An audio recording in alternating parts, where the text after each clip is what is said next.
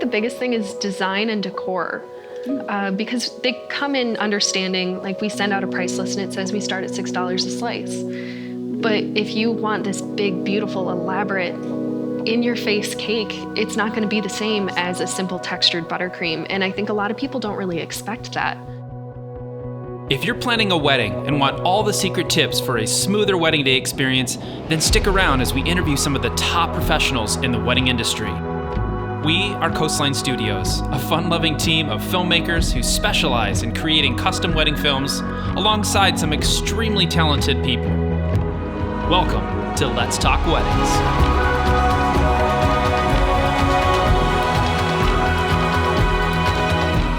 It's always a treat when we get to film amazing sweets created by Paige and her team from Bella e Dolce.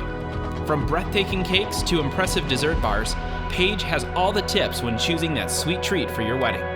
Enjoy.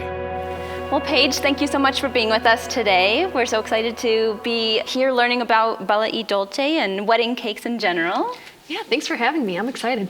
Yeah, definitely. I guess let's just start with wedding cakes. Like a couple comes in, they want to order a wedding cake. Where do they even start? We usually recommend just having an idea in mind. It doesn't have to be completely formed. It's just a general idea of your likes and dislikes even, or if you want to include something from your wedding. Because when they come in, if they come in for a tasting, we've got 30 different flavors of filling and then 10 to 12 flavors of cake, and it can be really overwhelming. As well as there's so many options available for design, decor, especially with Pinterest coming out. It can be kind of overwhelming when you first start. So just coming in with a concept, it can be the smallest, I don't like chocolate. Okay, great, let's start there. Just something like that. And do you recommend that they always make sure to come in person, or can they do it all over the phone? Or it's usually whatever's easiest for them. We do have tastings available, but so many of our couples aren't from the area. We do a lot of destination weddings. So if they're coming in from, I had a couple from Texas, and it worked out that they were able to come to a tasting. Okay. But it doesn't always happen that way. And we just consider the tasting to be an extra fun experience. And we're happy to work over phone or email or whatever's easiest for the couple. And I'm sure that with all those different flavors, it can be a little bit overwhelming for them to kind of pare it down a little bit. Yeah. But I guess in a delicious way that way. Yeah, it should be a fun, delicious part of wedding planning.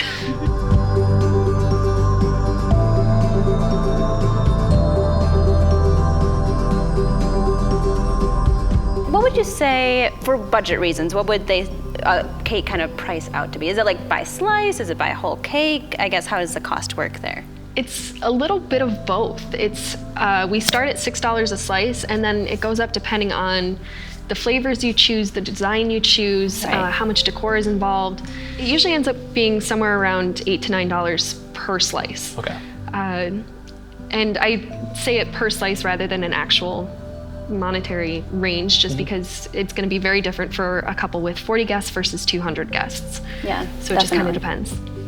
So what are some alternatives to a traditional cake? We do offer pastries, macarons, cake truffles.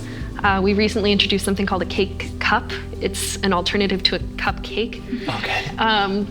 And it's just a variety of options for couples and guests who don't like cake. Okay. Is that a pretty popular thing nowadays? It's becoming more and more popular. I'd say about 30 to 40% of our weddings actually end up doing an alternative to a cake. Okay. And I think it's just people wanting to do something a little different. And those different alternatives to cake, do those typically save money? Is that why they're thinking of doing that possibly? For us, it doesn't really save money just because they're so time intensive and time sensitive. With a cake, we can start on Monday and have it ready for Saturday because we do everything we can to keep the cake cold and moist and as delicious as when we first baked it. Whereas with a pastry, it has to be made within 24 hours, or some of them are lucky enough to be 48 hours. Some, we offer cookie bars. Those have to be made the morning of the event because no one wants to eat a day-old cookie. Yeah, that's true. And so there is a little bit of cost added to that just because it's harder for us to kind of keep up with the demand of it.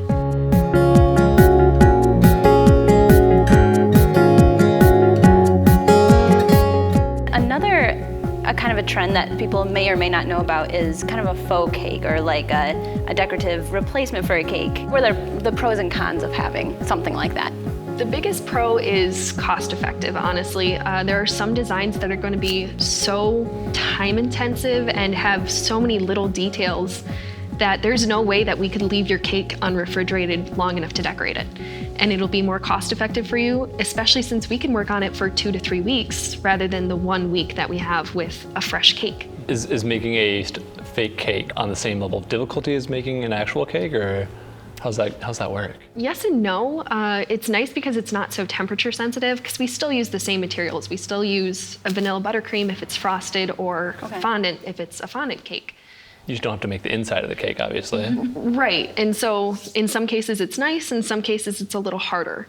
Like with the buttercream, the inside core isn't cold, so your buttercream softens up a lot faster on the outside, which is why a lot of times when you see a faux cake, it's fondant, because it's solid. It doesn't have to be refrigerated. So is this like a good alternative to couples who like want that really extravagant cake at their place, but they don't want to have to pay for something? Exactly. Yeah. Okay. And I guess I was going to ask, like, what is the art to making that faux cake look like a real cake? But I guess, like you said, it's probably those real ingredients that you're using, right? Yes, we still use all the same materials, and one nice thing is you can smell the vanilla, and then your guests don't know, oh, this is the fake tier. Yeah. So they walk up to it and the whole thing looks real, and then when it's brought into the kitchen to be cut, your guests don't know.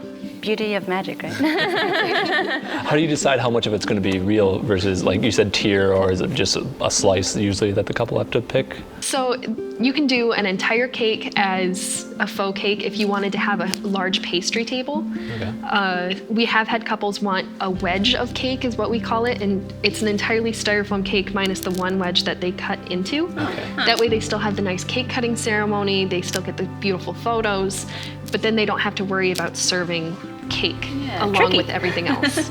Sure.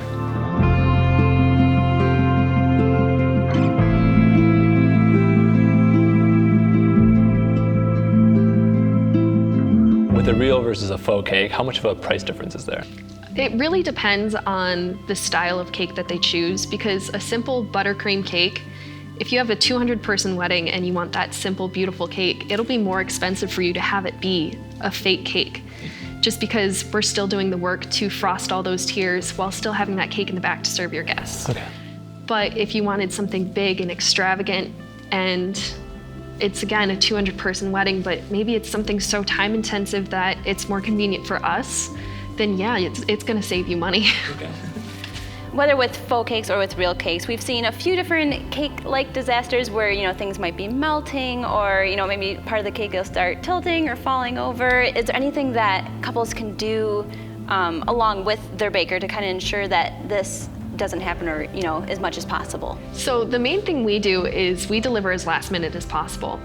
If your ceremony's at 3 or 3:30, guests are walking in for cocktails at 4, our goal is to be in there between 3:30 and 3:55. We want to be walking out when your first guest walks in, because we actually deliver in insulated boxes. So if it's, you know, a decent enough day, we've got air conditioning running in the car. We keep that cake as cold as it was when it was in the fridge. And then most couples aren't cutting their cake until a few hours later, and by then it's come to the perfect room temperature. But keeping the cake as cold as possible is the biggest thing. But there are some things you can't account for, like if it's gonna be a 90-degree day and you've got an outdoor wedding, there's nothing you can do except move up the time you cut the cake. And it's kind of sad to say, but we do everything we can to make sure the cake is beautiful and delicious, but there's just some things we can't think of Definitely. or prevent. So definitely, I mean, you should just consider, like, if you're gonna be, like you said, out in a tent and it's gonna be a 90-degree day, just consider that in your timeline when Exactly. you're cake cutting.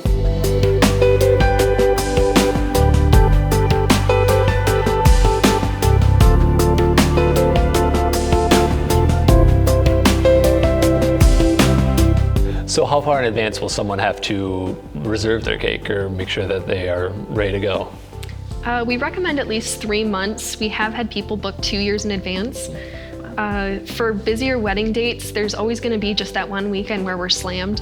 So usually the sooner the better, even if it's just an inquiry to get your foot in the door and start talking to us. Okay. But It depends on the wedding weekend. Some wedding weekends are just busy. How many cakes can you guys do in a weekend? Right now, our busiest weekend has 9 events. Wow. There's a birthday in there as well, but the main thing to coordinate is delivery because we're all over northern Michigan. Okay. We've got to have people all over northern Michigan, and getting to the venues as last minute as possible. And if they've got another cake in the car, it makes for an interesting. Yes, exactly. It makes for an interesting day. High anxiety over here. So what are some questions that a couple could ask their baker to make sure that they're hiring someone professional?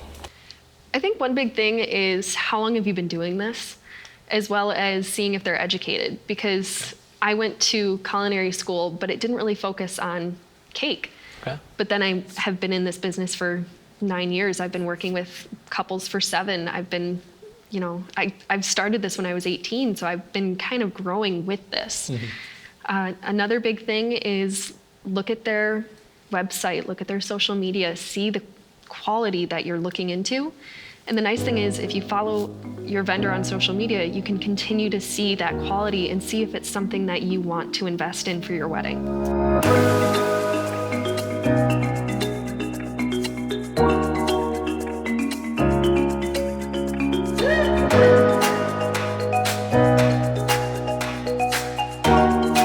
Couples are looking up different bakers to kind of get a feel for what they want to get in a wedding cake. Is there any red flags that they should look out for when looking at those different bakers? I know you kind of talked about, how do you know when someone's professional, but is there anything that they should really look for as a red flag? The biggest thing I would say is compatibility, because sometimes I may not have the same vision someone else has, and we have to go back and forth a lot to understand it, whereas someone else might get you instantly and not completely understand the design you're going for. Okay. One thing is response time. I wouldn't necessarily say is a red flag, because especially for myself, I am the only one doing any of our paperwork and correspondence with our brides. So if I'm hyper focused on a wedding for that weekend, your wedding in 3 months, I'm not going to be as quick to respond on. And I know that's, not great for response time, but I do my best. And my main goal is to make sure my current wedding is doing the best it can. Yeah, because you're working up until that day. Yes. Yeah. What are some of the unsuspecting costs that could come up with ordering a cake that a couple might not know about? I think the biggest thing is design and decor, because they come in understanding, like we send out a price list and it says we start at $6 a slice. But if you want this big, beautiful, elaborate, in-your-face cake, it's not going to be the same as a simple textured buttercream. And I think a lot of people don't really expect that, because you have to understand, like, a lot of time and work goes into creating these. And once they see it, they understand the price a little bit more. But I'd say that's the biggest surprise that people get, is not understanding how much goes into the cake. Well, Paige, thank you so much for being with us today. This was so informative. Where can all our viewers find you at? So we've got our website, which is bellaedolce.com, and then they can also follow us on Facebook or Instagram. Well, thank you again for watching, and please feel free to like and share and subscribe, and we will see you next time on Let's Talk Weddings.